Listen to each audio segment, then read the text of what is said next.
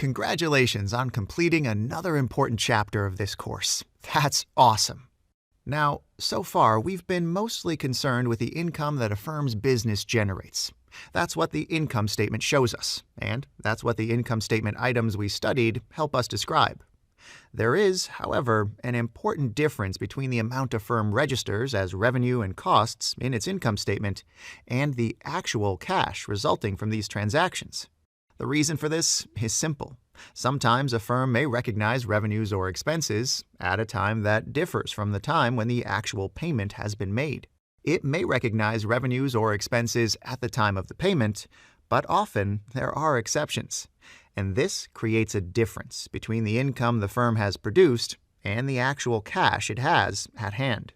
The idea that revenues and costs should not be registered when cash is exchanged, but should be registered when revenues are earned and costs are incurred, is called accrual accounting, and is, to the best of my knowledge, how all modern accounting systems function.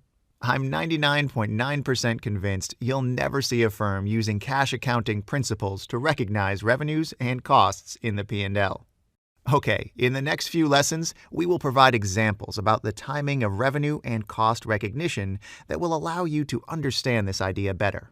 The main point we are trying to highlight is that income and cash are two different things.